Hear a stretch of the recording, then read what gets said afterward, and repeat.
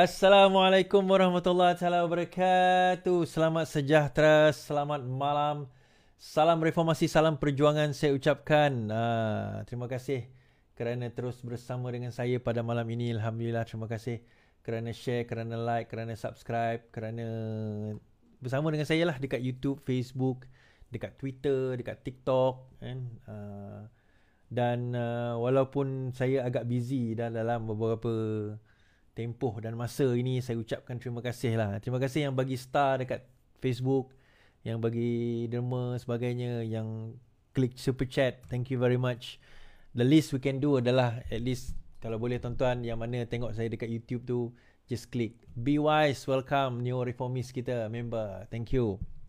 Just apa orang kata, klik like pun more than enough dah kan. Kadang-kadang saya tengok YouTube yang view 6, 7, 8, 9 ribu kan, tapi like 3, 4 ribu je. Jadi apa, kita just there's nothing to it, just klik button like cukup. Bukan batak like tuan-tuan, tak. The moment kita klik like, dia akan contribute banyak kepada apa orang kata, kepada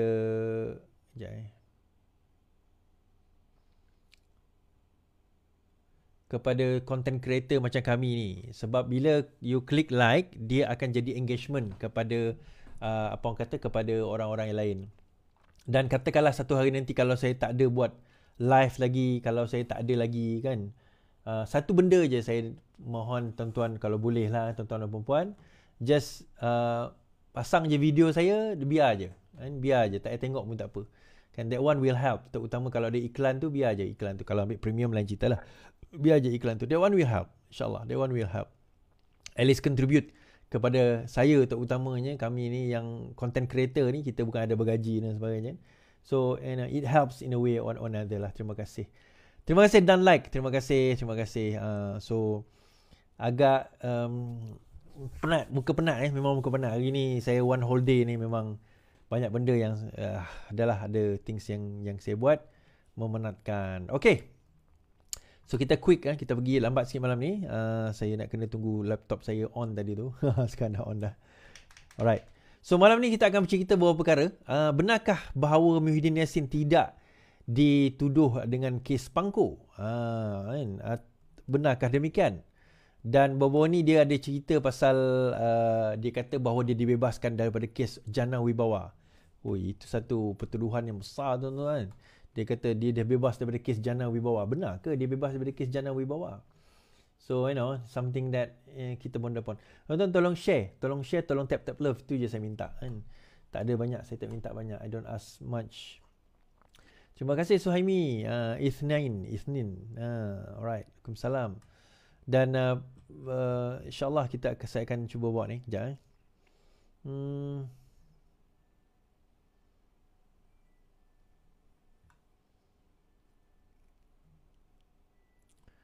Okay.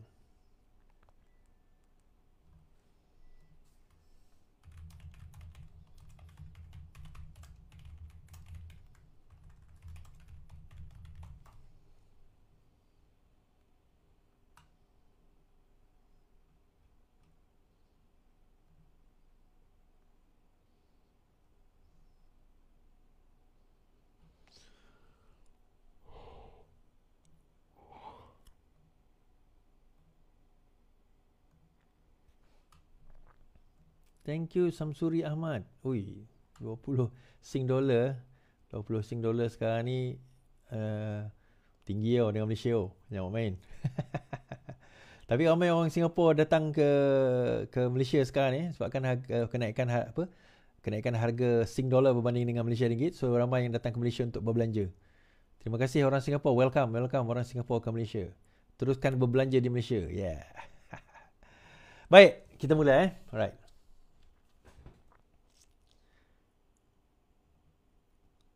Saya ni tak minat sangat, bukanlah tak minat, saya tak follow sangat rugby sebenarnya, tapi saya follow cerita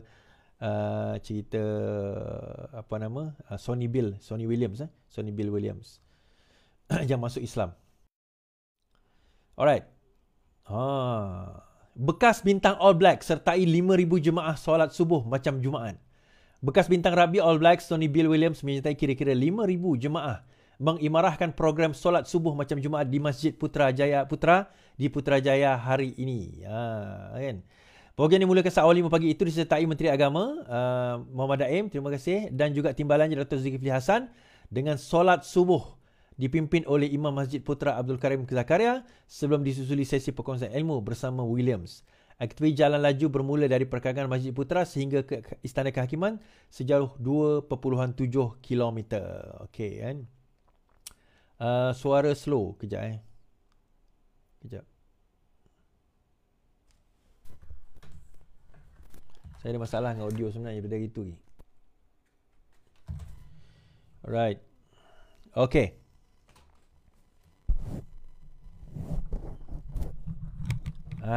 Okey macam ni. Alright. Okey, yang ni boleh.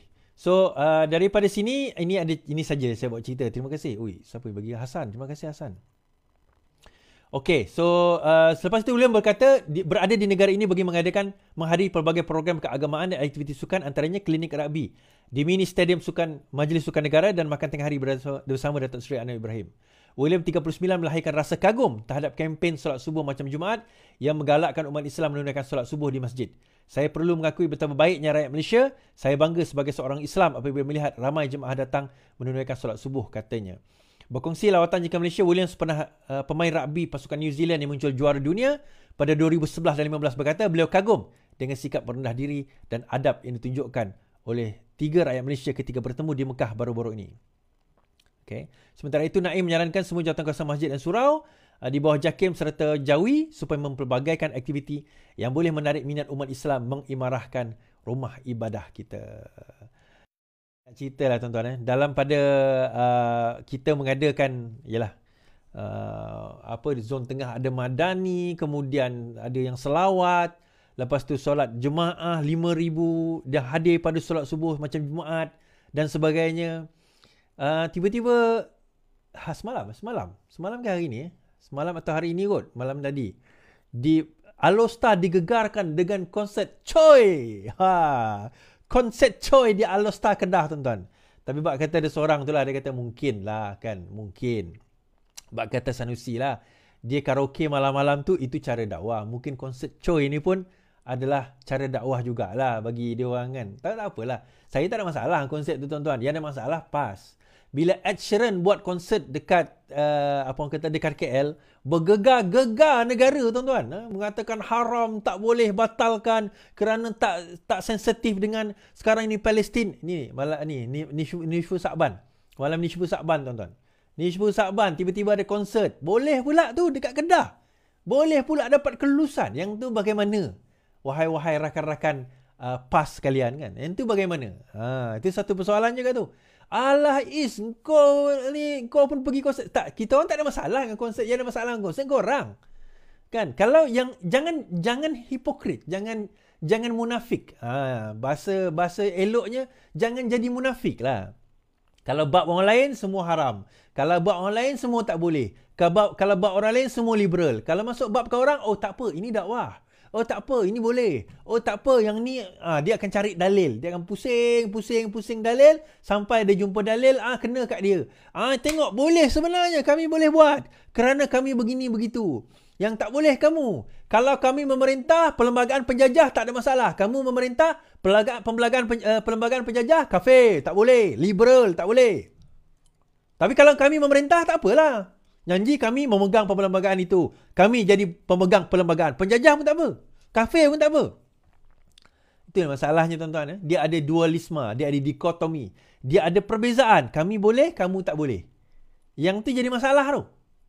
Jadi hukum ni akhirnya jadi benda yang dimain-mainkan. So bila negara kerajaan madani ni, dia membawa ilmu ataupun membawa pandangan wasatiyah. Sebenarnya dalam Islam ada satu pandangan wasatiyah. Lawan kepada wasatiyah adalah ghulul. Ghulu ni bukan ghulul. Ghulu ni maksudnya adalah melampau. Ghulu ni melampau. Wasatiyah pertengahan. Ada orang kata Islam ni mana ada 50 is. Wasatiyah tu 100. Ghulu tu adalah 120. Faham maksud saya? Melampau tu 120, 130, 150. Wasatiyah tu 100. Wasatiyah ni dia melihat ada bahawa perkara untuk akhirat, perkara untuk dunia.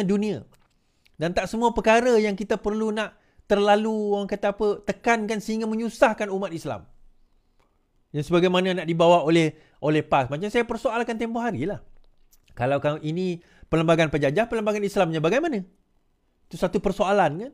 Yang kita kena tanyakan. Tuan-tuan tanya dengan nakit-nakit usrah tuan-tuan kalau tuan-tuan ikut orang PAS kan. Kalau perlembagaan negara kita ni kafir, liberal, sekular, or whatever you nak call it, apa perlembagaan yang nak dibawa?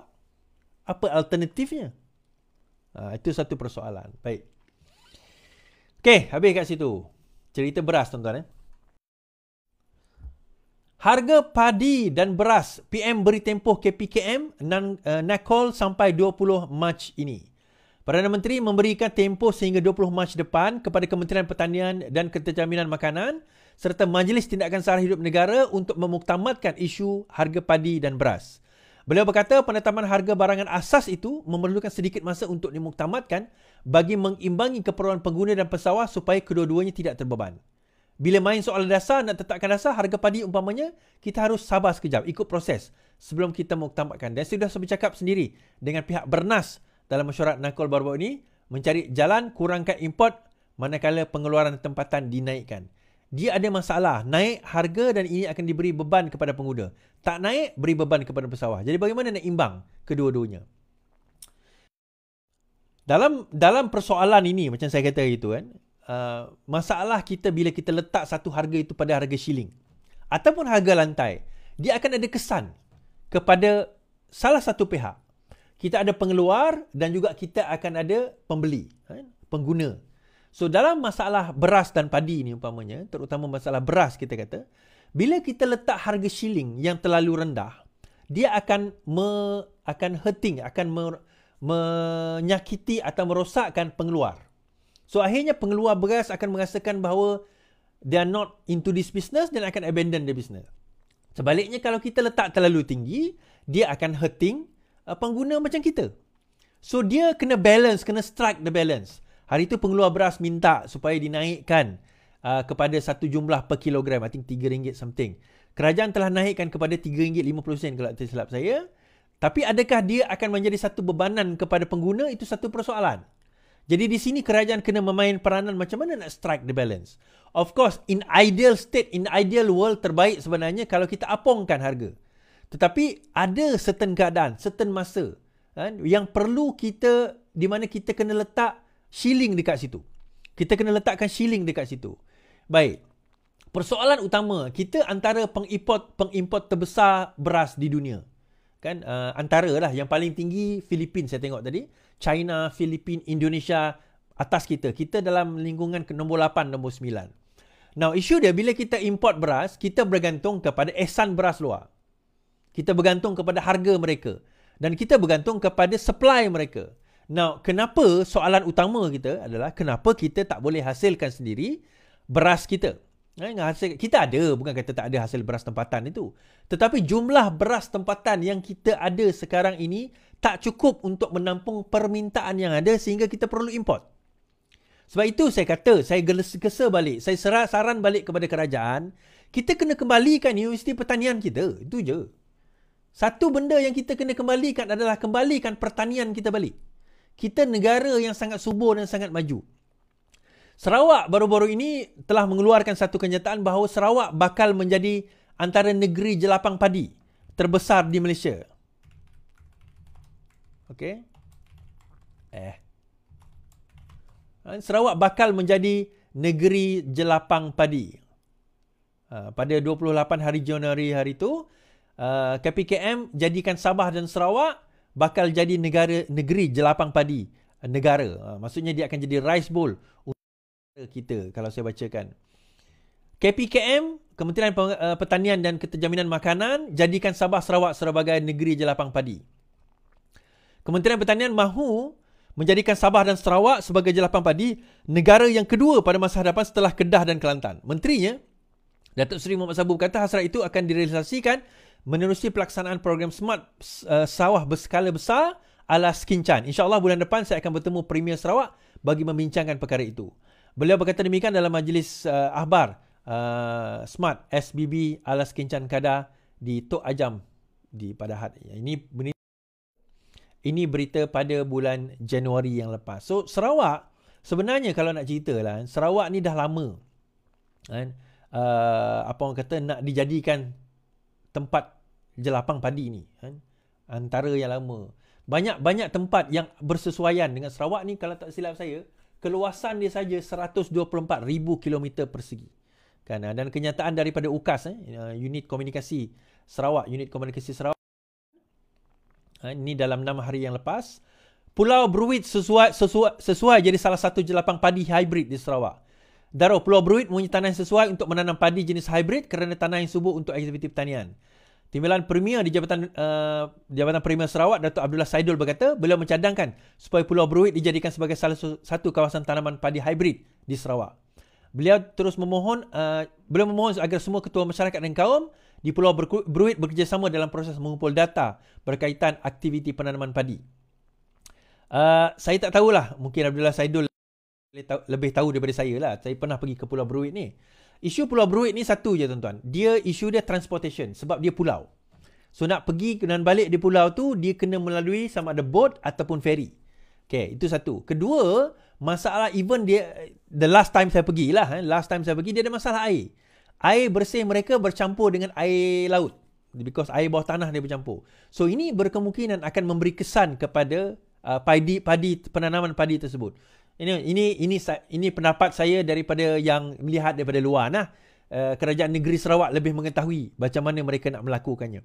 So terbaik sebenarnya kalau nak ikutkan daerah seperti mungkin Pusak, Saribas, mungkin kawasan-kawasan sedemikian yang lebih baik sebenarnya bagi saya kalau nak jadikan kawasan jelapang padi. But then again, saya tak berapa familiar dengan pertanian di Sarawak sebab saya tak ada data-data tersebut. But point is, Sarawak insya-Allah bakal menjadi negeri terbesar dan kita kena dah mula mengurangkan import dan menekankan apa orang kata kebergantungan kita kepada local produce. Kita dah kena mula dan Sarawak bakal jadi antara local produce yang terbesar di dalam negara kita selepas Kedah dan juga Kelantan. Mungkin lepas ni akan supersede Kedah dan Kelantan kerana Sarawak di samping mempunyai tanah yang besar, Sarawak juga mempunyai dana yang besar. Dan Sarawak bersempadanan dengan Indonesia. So daripada segi labor itu bukan masalah yang besar sebenarnya. Okay. So habis dekat situ. Baik. Baru-baru ini timbul cerita bahawa demonstrasi Bersih akan mengadakan satu demonstrasi. Okay. Bersih berminat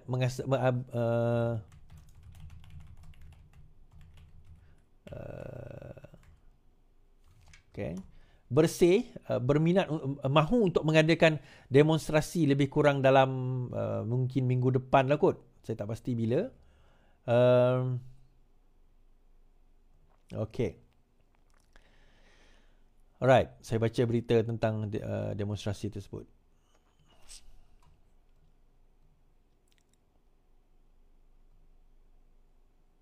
Lambat lah pula.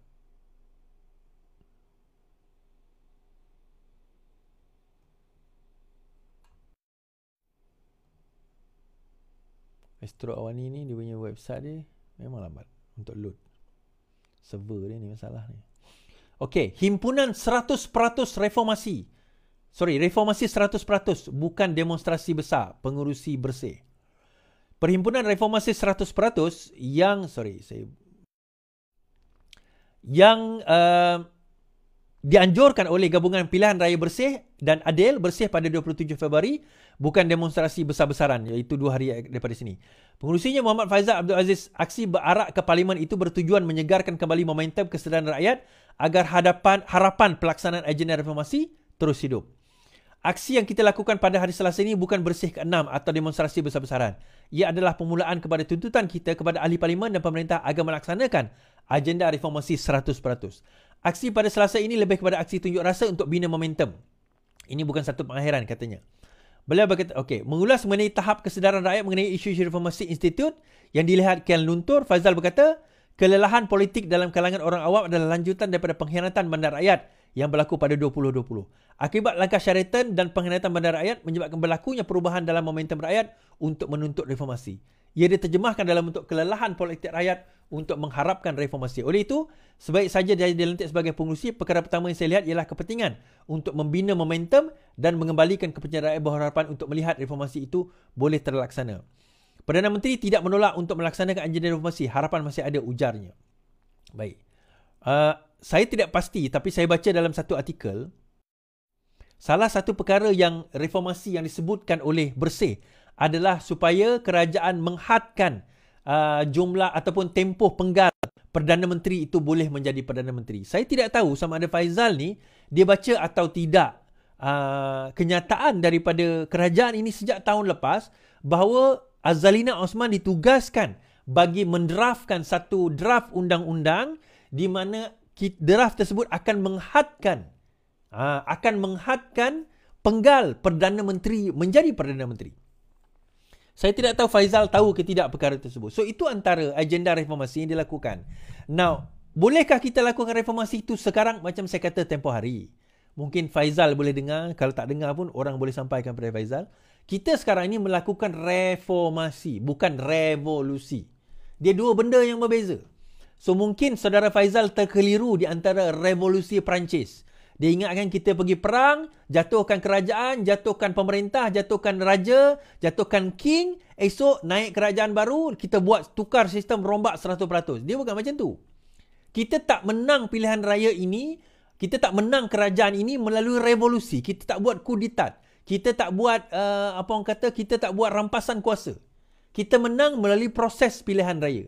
So, bila menang melalui proses pilihan raya, segala-gala yang kita nak lakukan pun kena melalui proses. And even kalau kita nak laksanakan mana-mana undang-undang, termasuk nak buat penggal, nak buat penggal khas untuk Perdana Menteri umpamanya. Hanya Perdana Menteri ni boleh 2 penggal umpamanya. Kalau tak nak berlaku Mahathir jadi Perdana Menteri yang paling lama, kita boleh buat. Tetapi dia ada proses, dia ada due process dia. So, sebagai pengurusi, bila dia jadi pengurusi, saya nampak Faizal, dia very excited lah. Dia tertarik, tapi dia tak dapat nak cari isu apa yang dia nak perjuangkan. So, dia tak nak jadi pengurusi yang macam nampak tak function. So, bagi saya Faizal, terbaik lagi adalah lebih baik kalau saya jadi pengurusi Bersih lah katakan. Apa yang saya buat adalah, saya akan senaraikan reformasi-reformasi yang sepatutnya kita lakukan, yang sedang dalam perancangan, yang sudah dilaksanakan, and then you all pantau. Bagi saya itu lebih relevan. Contohnya lah, reformasi, katakanlah, reformasi tentang yang penggal tadi tu. Kita nak menghadkan penggal Perdana Menteri. Hanya kepada 2 penggal umpamanya. So, soalan kita, adakah perkara itu sudah dibincangkan? Sudah. Sampai peringkat mana? Yang tu sepatutnya sampaikan kepada rakyat. So, itu adalah lebih baik bila dikata tuntut reformasi 100%. Soalan kita, reformasi atas gesaan siapa? Atas senarai siapa? Senarai Faizal ke, senarai Anwar Ibrahim ke, senarai Iswardi Morni ke, ataupun atas apa? Bagi saya senaraikan. Saya bagi contoh. Okay, saya bagi tips kepada Faizal. Apa kata Faizal? Contoh, reformasi sistem. Faizal cadangkan mansuhkan SOSMA. Letak dia ke situ. Mansuhkan SOSMA. Siapa menteri yang bertanggungjawab? Saifuddin Nasution. Okey, Saifuddin sekarang ni mansuh ke tidak SOSMA? Kalau tidak, kenapa? So, gesaan itu, maka lobbylah kepada Saifuddin supaya mansuhkan SOSMA. Itu contoh. Banyak lagi. Akta hasutan umpamanya. Bukan itu saja, banyak lagi. So, buat. Apa perkara yang Bersih rasakan, senaraikan perkara tersebut, mungkin letak dalam satu website, kemudian nyatakan kepada kerajaan. Nak berdemo? Okey. Ada masalah ke nak berdemo? Baik, saya tunjukkan. Demo Bersih. MP saran agar penganjur pihak berkuasa sama. Okey. Ini Taufik Johari. Pihak penganjur demonstrasi disarankan bekerjasama dengan pihak berkuasa bagi memastikan proses memorandum berjalan dalam keadaan aman. Penyerahan memorandum berjalan. Ahli Parlimen Sungai Petani Taufik Johari berkata, demikian ketika diminta mengulas mengenai perancangan NGO Bersih untuk berarak ke Parlimen Selasa depan bagi mendesak kerajaan melaksanakan reformasi perundangan. Pertama sekali, kita tak pernah takut dengan demo lah sebab kita yang buat demo mula dulu. So, teruskan. Tak ada masalah. Asalkan semua prosedur itu dilaksanakan dengan baik. Yang kedua, macam saya kata tadi, jangan menserah saja. Apa kata put up in website? Jadikan satu, orang kata apa, satu bukan timeline, tapi satu perkara yang you all boleh nilai. Yang mana dah buat, yang mana belum buat, yang mana tak laksana. Saya setuju. Saya setuju kena ada orang ketiga, third force yang menilai benda ini. Saya setuju. Saya setuju. Tapi demo semata-mata tu, dia jadi tak function. Sebab sekarang ini nampak pembangkang macam tak function, tuan-tuan. Pembangkang macam tak function. Dia punya soalan pun tak apa-apa dalam parlimen. So, better ada orang ketiga. Pembangkang pun macam ke laut sekarang ni. Yang ada pun pembangkang dah menyokong PMX. Kan? Dengan cerita dalam PAS pun dah mula ura-ura nak sokong PMX. Nanti kita tengoklah. Kan? Jadi tak jadi tu. Jadi tak jadi. Baik. Okey. Habis kat situ. Okey.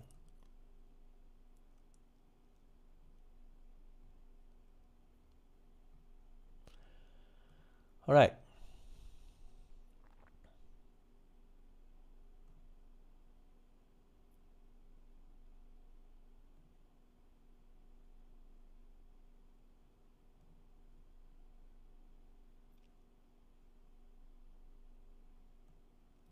Okey. Baru-baru ini ada satu kisah sebenarnya berkenaan dengan kes Spangko. Okay, Spangko. Cerita Spangko lagi. Berapa hari lepas pun saya cerita Spangko juga. Spangko ni dapat projek daripada kerajaan Muhyiddin Yassin yang di mana dia 700 lebih juta lebih mahal daripada the nearest bidder, the lowest bidder, iaitu Nazar Berjaya Group. Okay, so dia 700 lebih, tapi dia dapat projek tu. So baru-baru ini dia menyatakan bahawa dia tak bersalah pun dalam kes tu. Dia bagi penjelasan. Dia kata dia tidak terlibat dalam kes tersebut dan bukan dia punya keputusan. So Muhyiddin Yassin bagi penjelasan yang panjang berkenaan dengan perkara tersebut lah.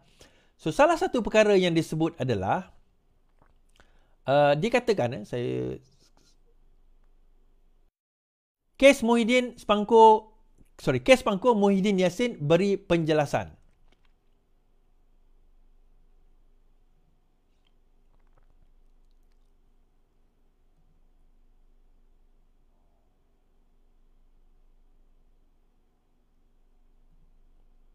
Iklan ni. Alright.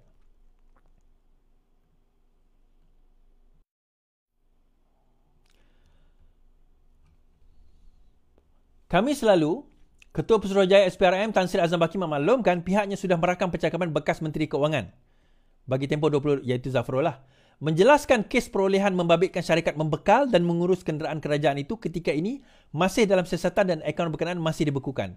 Azam dilaporkan berkata siasatan kes Spangko menjurus pada kontrak pemerolehan antara 2020 hingga 2021 dan SPRM sudah merakam percakapan Menteri Keuangan.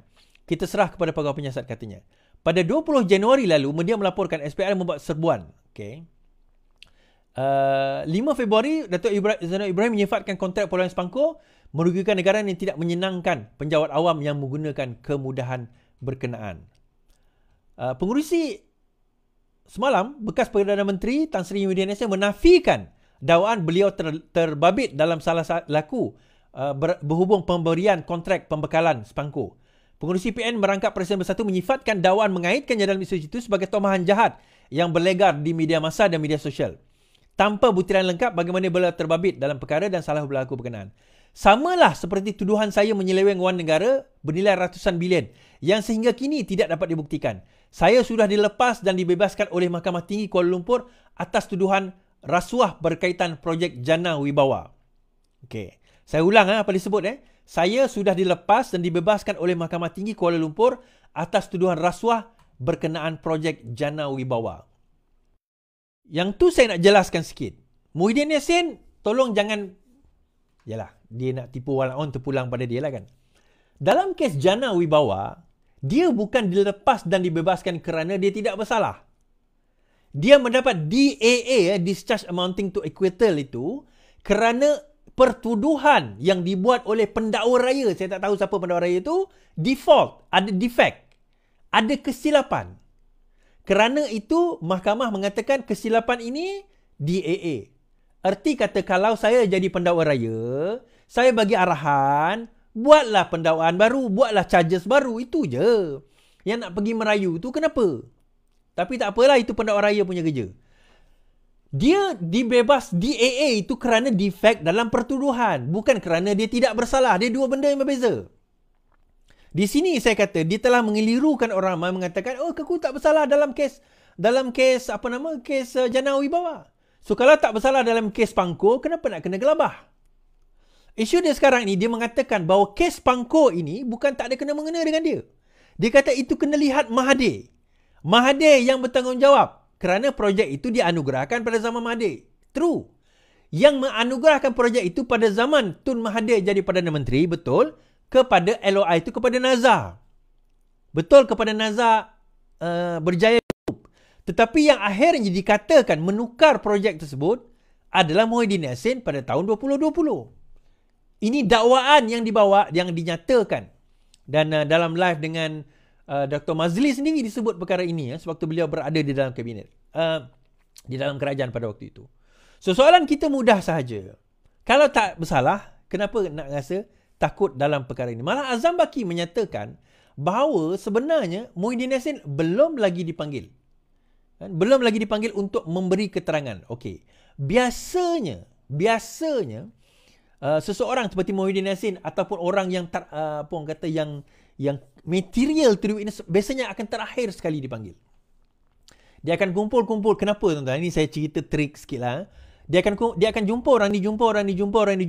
So dia dah tahu the whole story.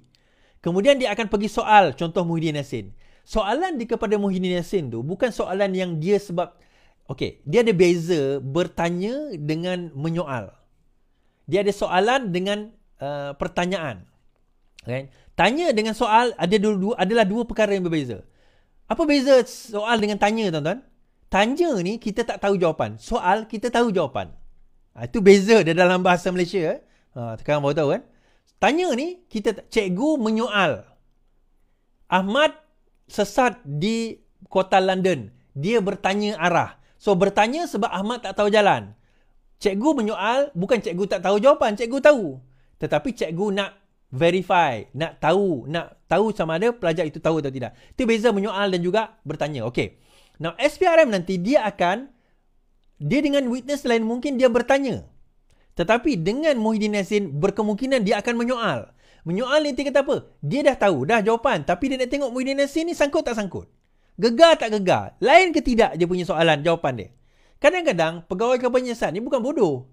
Minimum dia orang ni ada degree. Degree pula dalam bukan calang-calang. Accounting, finance dan sewaktu dengannya dalam SPRM ni. So dia orang akan dah tahu dah trail, dah tahu cerita, dah tahu ini, dah tahu itu. So sekarang ini is just a matter of ada ke tidak benda ini. Verify ke tidak. So kalau verify, maka ada pertuduhan. Kadang-kadang dia mengemukakan soalan itu bukan sebab dia tak tahu jawapan. Tetapi dia nak tengok. Engkau ni bohong ke? Mohong ke? Betul-betul. Itu yang pegawai-pegawai SPRM ni akan tengok nanti. And that's why dia buat last. And itu juga menyebabkan kenapa Muhyiddin Yassin ni akan jadi orang yang terakhir. Biasanya akan dipanggil.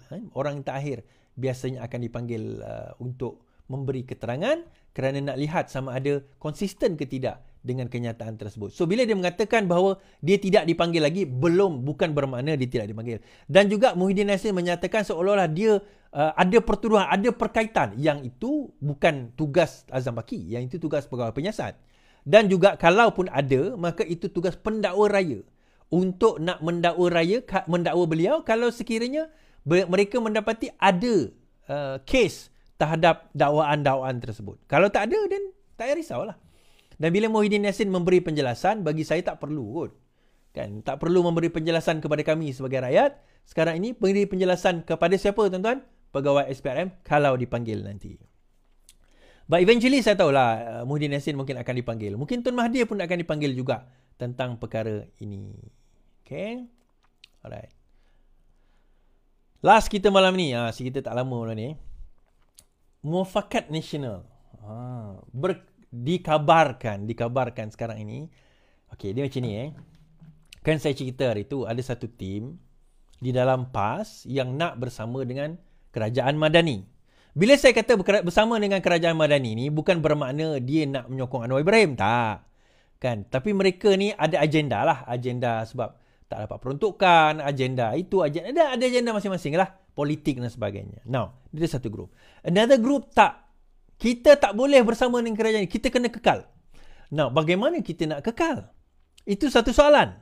Sebab sebelum ini, mereka telah khianat terhadap siapa tuan-tuan? Terhadap UMNO. Dalam Muafakat Nasional, kalau tuan-tuan ingat, Muafakat Nasional pada tahun 2020, pada awal, sebelum 2020 dibuat, tapi pada tahun 2020, sewaktu membentuk kerajaan, PAS lebih memilih untuk bersama dengan Bersatu daripada bersama dengan UMNO. Kita tengok dalam pilihan raya Johor, kita tengok dalam pilihan raya Melaka, PAS lebih memilih untuk bersama dengan Bersatu dan pergi menentang UMNO di pilihan raya negeri. Dan ini telah mengecewakan hati orang-orang UMNO sendiri. PAS, ini undi tak percaya. Tawaran hidup semula kerjasama Muafakat Nasional, PAS tak ikhlas, Zahid. Presiden UMNO Datuk Seri Zahid menyifatkan tawaran untuk kedua-dua parti melalui Muafakat Nasional dihidupkan semula sebagai tidak ikhlas. Kami tidak fikir mereka ikhlas dalam buat tawaran itu kerana yang keluar dari MN bukan UMNO tetapi mereka. Mereka menikam kami dari belakang. Mereka lakukan kerana melebihi dari apa yang kita persetujukan. Saya tidak rasa mereka ikhlas dalam buat tawaran itu, katanya kepada pemberita. Sebelum ini, Syedul Am Datuk Hasim Jasin berkata beliau yakin kerjasama antara parti dan UMNO masih boleh dihidupkan melalui Muafakat Nasional. Untuk rekod, MN adalah kerjasama yang dibentuk pada 14 September 2019 susulan Himpunan Penyatuan Ummah. Masa itu, kalau tuan-tuan ingat, Pasir Salak yang bawa. Poster ni memang ada dekat UMNO dahulu. Memang ada dekat dalam bangunan UMNO. Zahid dan juga Hadi Awang angkat keris pada masa itu. Memang ada. Tetapi gambar itu last saya pergi ke bangunan UMNO sebab ada meeting. Baik. Now, adakah kita wujud dulu senario. Kenapa tiba-tiba PAS, sebuah parti yang menganggap diri dia paling kuat, yang ada kerusi paling banyak, tiba-tiba bercerita tentang nak mewujudkan kembali Muafakat Nasional. Okey, saya akan nyatakan kira-kira PAS sekarang ini mereka tahu mereka kuat, rasa diri kuat dalam pilihan raya. Tuan-tuan perasan tak? Mereka nampak berjaya hanya dalam pilihan raya yang lepas. Pilihan raya ke-15. Kenapa? Kenapa tiba-tiba PAS boleh melonjak naik dalam pilihan raya ke-15? Orang kata sebab dia ada TikTok, dia ada social media. Okeylah, betul lah tu. Tapi kenapa mereka ada social media yang hebat dan baik dan besar sebagainya? Kenapa sebelum itu tak ada? Dia bukan soalan itu, tuan-tuan. Sebenarnya dia adalah duit, dana. Yang itu yang PAS ada, yang mereka tak ada sebelum itu. Kalau kita tengok jentera, dia ada. Orang sama je, orang yang sama. Pemimpin, orang yang sama. So, mereka mempunyai machinery, mereka mempunyai kepimpinan yang sama. Apa yang berbeza dalam equation ini? Duit. Duit yang berbeza. So, duit bagaimana is? Baik, saya imbau kembali. Bawa sebelum itu. Tuan-tuan, kenapa Hadi pada tahun 2015, 2014 beria nak mewujudkan UG, Unified Government dengan UMNO? Kerana UMNO pada waktu itu adalah kerajaan dan Hadi perlukan duit untuk nak menang pilihan raya. Apa yang saya katakan ini benar apabila pada tahun 2016 Rafizi kata kalau bertembung 3 penjuru, PH boleh menang. Apa yang berlaku adalah UMNO tak percaya pada perkara itu, PAS pun tak percaya. Mereka bergabung tetapi mereka bertembung. Kenapa saya kata mereka PAS masa itu dapat dana daripada UMNO selain daripada 90 juta yang disebut lebih 90 juta disebut oleh Claire Brown dan diakui sendiri oleh Nick Abduh dalam video saya Ana Tahu itu. Antara perkara yang menyebabkan kita tahu bahawa PAS at least kalau tak dapat dana direct daripada UMNO, dapat dana direct daripada penyokong UMNO kerana mereka bertanding lebih 100 kerusi sewaktu PRU ke-14. Kalah menang tu cerita lain. Nak bertanding ni tuan-tuan bukan murah. Tetapi PAS tiba-tiba ada dana, ada duit. Okey, dah dapat yang itu. Okeylah, dah dapat yang itu. Tuan-tuan tak tengok lagi dia punya kaya dia macam mana, tak apa. Masuk PRU 15, sudah. Pakatan Harapan menang. PRU 14, Pakatan Harapan menang. Bentuk kerajaan. Habis dia kata. UMNO tak boleh pakai. UMNO banyak kena tangkap dan sebagainya. Hampir UMNO lumpuh. Dan UMNO telah dikalahkan oleh pada masa itu Pakatan Harapan. Tiba-tiba Bersatu nampak peluang untuk nak lompat dan bentuk kerajaan. Bersatu ni tuan-tuan, kalau boleh dia tak nak bersama dengan UMNO pada masa 2020 tu. Tetapi dia tak ada pilihan. Dia berjumpa dengan PAS. Yang meyakinkan bersatu untuk bersama dengan UMNO ialah Azmin Ali.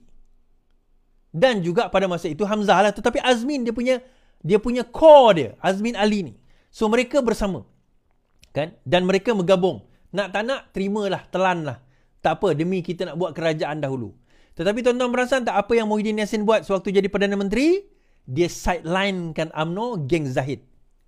Oh, alasan dia, ini kluster mahkamah. So, mereka tak nak kluster mahkamah. So, dia bagi jawatan kepada, sebenarnya bukan kluster mahkamah, tuan-tuan. Itu tim yang lawan Zahid. Ada hamba kita dapat masa itu Azlina Osman pada masa itulah. Lepas tu dia setia pada Zahid balik. Azlina Osman, Khairi Jamaluddin, kalau kita tengok Anwar Musa, Hishamuddin Tun Hussein On, ini semua golongan yang kita tahu anti kepada Zahid dan akan melawan dia di dalam pemilihan parti akan datang.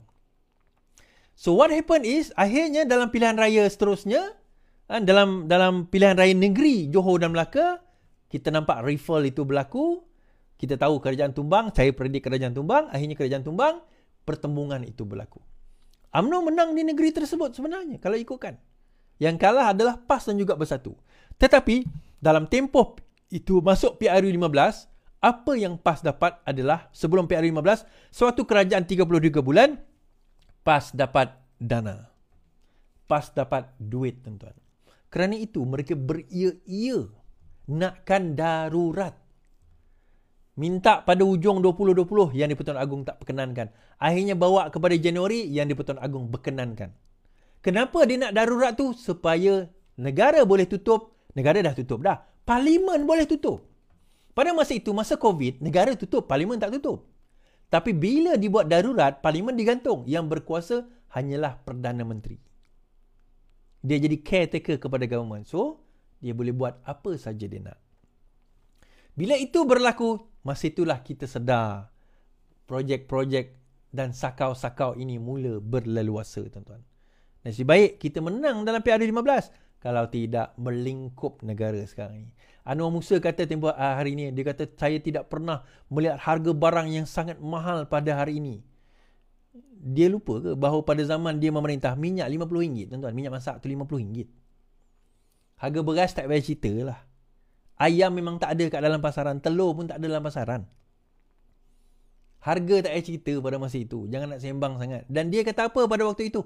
Oh, ini adalah keadaan global, dia kata. Ini fenomena global. Kita tak boleh nak buat apa. Pada masa itu, inflasi, kalau tak silap saya, was 4 to 5%. Sekarang ni 1.5% inflation. Perubahan harga itu akan berlaku. Tetapi kadarnya itu tidak terlalu pantas. Nah, balik kepada cerita tadi. Akhirnya mufakat nasional itu berasa telah terpecah dan UMNO merasakan bahawa yang khianat di dalam perjuangan mufakat nasional itu bukan UMNO. Yang khianat di dalam perjuangan mufakat nasional itu adalah PAS. Sekali lagi, buat kesekian kalinya PAS tikam belakang mereka. Dan PAS dia bukan mengikut Melayu Islam. Dia ikut di mana dan siapa yang ada duit. Dia ikut siapa dan di mana dan ya, siapa yang ada duit, yang boleh benefit dia orang. Mula dulu dia ikut UMNO, lepas tu dia ikut Bersatu. Sekarang ni mereka nak kembali semula bersama dengan UMNO. Zahid dah nampak benda ni, tuan-tuan. Zahid Hamidi dah nampak. It's all about money. Masuk election lepas ni, paling dekat ni 2020. Ni Sabah tahun ni lah mungkin kot. Sabah mungkin tahun ni atau tahun depan. 2026, Johor Melaka. Paling awal adalah Johor dan Melaka. So PRN Johor dan Melaka ni, dia nak cekal duit daripada mana? Masuk PRU, dia nak cekal duit daripada mana? Masuk PRU ke-16 ni, dia orang nak cekal duit daripada mana? PAS ni. Dia nak kena kekalkan 4 negeri, tuan-tuan. Dan dia kena kekalkan parlimen 40 lebih yang dia menang tu. Bayangkan satu parlimen nak menang, dia at least perlukan 1 million ringgit. At least 1 million ringgit. Itu nak menang di parlimen. Social media. Social media saya ingat lagi masa PRU ke-15, saya tak sempat update social media sebab saya pengarah pilihan raya. TikTok saya live sekali-sekala, tapi saya tak sempat. Tapi bila saya scroll semua PN dan semua berbayar. Dan dikatakan dia spend ratusan juta hanya untuk social media. Ratusan juta, tuan-tuan. Lillahi ta'ala saya kata, saya 1 sen pun tak dapat. 1 sen pun tak dapat. Ni semua usaha sendiri. Sampai sekarang ni. 1 sen pun tak dapat, tuan-tuan. Bukan nak minta. Tapi nak bagi tahu, even dah jadi kerajaan pun, tak dapat apa. And that's okay, tak apa. Sebab kita buat, memang kita buat. Dia orang mana pergi? Yang the view sampai ratus juta, yang view like sampai puluh ribu. Mana dia orang sekarang? Di mana mereka sekarang? Yang tinggal macam-macam je. Yang lain semua kena tinggal. Dan mereka hanya boleh bermain fitnah, tuan-tuan. Mereka hanya boleh bermain fitnah. Sebab itu saya kata, pembangkang sekarang ni dia dah tak boleh pergi ke mana dah. Dia dah tak tahu dia image apa. Dia nak jadi jahat ke? Dia nak jadi pengkritik ke? Dia nak jadi pemfitnah? Dia tak tahu. Dia tak tahu. Sebab itu, Taqiyuddin kata, pembangkang bukan bad boy, kakal pejuang isu rakyat. Sebab ada teguran daripada Perdana Menteri, Parlimen bukan lagi zoo. Ia akan lebih mulia selepas ini. Keadaan Dewan Rakyat seperti zoo itu bergantung kepada interpretasi masing-masing kerana pembangkang perlu membangkitkan pandangan dan cadangan terhadap isu kerajaan. Ketua UI Pembangkang, Taqiyuddin berkata, tiada pembangkang hanya berdiam diri dalam Dewan Rakyat. Pembangkang memang kena bangkit isu rakyat yang berkaitan kos sara hidup. Masalah ekonomi yang semakin teruk, masalah mata wang dan semua perkara berkaitan, katanya. Dia jadi zoo tu bukan nak bangkitkan isu tu, tak ada masalah. Tetapi isu tu tak dibangkitkan pun. Yang masalahnya antaranya Syahidan Kasim lah. Syahidan Kasim. Orang cerita lain, dia pergi jerit benda lain. Orang cakap benda lain, dia pergi jerit benda lain. Dia tu kaki jerit, tahu tak? Tapi lawan dia Hamzah lah. Hamzah pula apa? Sani Hamzan. Sani Hamzan. Hulu Langan. Sani lah lawan dia. Kena ada juga orang macam Sani ni. Kalau tak mengarut je. Orang baru nak cerita benda lain, dia buat isu lain. Orang nak cerita benda lain, dia buat isu lain. Itu yang berlaku. Jadi, yalah, saya tak nak cerita dulu apa yang berlaku dalam pilihan raya yang akan datang. Saya tak cerita dulu. Kan? Tetapi nak bagi tahu bahawa keadaan yang ada sekarang ini berkemungkinan besar akan ada perubahan. Berkemungkinan besar. Tapi kita tak tahu pilihan raya akan datang bagaimana. Okay? Sebab itu penting dalam kita ni, saya lah umpamanya, dalam membuat konten. Tugas saya buat konten. Saya penat ke ni, mata pun dah penat, muka dah penat. Tak apa. Kerja saya buat konten je. Kan? Kerja saya teruskan saja. Itu yang paling penting. Baik. Untuk makluman tuan-tuan dan perempuan juga, insya-Allah saya dan juga beberapa rakan akan buat satu program liqa Ramadan atau usrah Ramadan, insya-Allah di Kuala Lumpur. Tim dalam Ramadan yang saya tak ingat, dia ada tarikh. Nanti saya akan umumkanlah. Lokasinya berkemungkinan di Damansara dan insya-Allah saya akan open kepada tuan-tuan dan perempuan untuk hadir, dan kita sediakan makanan sekali berbuka puasa, kita tarawih, kita ada pengisian daripada seorang ustaz, dan insya-Allah berlaku dalam tempoh bulan Ramadan, insya-Allah. Bukan tiap hari lah, mungkin seminggu sekali macam tu untuk kita isi masa Ramadan. Terima kasih. Amy Gaste 5.99 pound sterling. Wow, pound sekarang. Thank you mate. Okay. So insyaAllah kita akan buat. Dan mungkin kita akan buat live juga. Jadi siapa yang nak bersama dengan kita, boleh bersama dengan kita, dalam live tersebut, liqa Ramadan. Tapi dalam liqa Ramadan tu kita juga menyentuh soal politik. Kan? Kita buat soalan politik sebab itu program saya, seperti saya. So nanti insyaAllah saya akan umumkan dan tuan-tuan dan perempuan dialu-alukan datang. InsyaAllah. Okay? Alright, terima kasih saya ucapkan. Terima kasih 6,000, 7,000 orang yang menonton pada kita pada malam ini. Terima kasih juga kerana terus bersama dengan saya. Selamat malam, selamat tidur, selamat istirahat. Yang penting, lawan, tetap lawan. Assalamualaikum.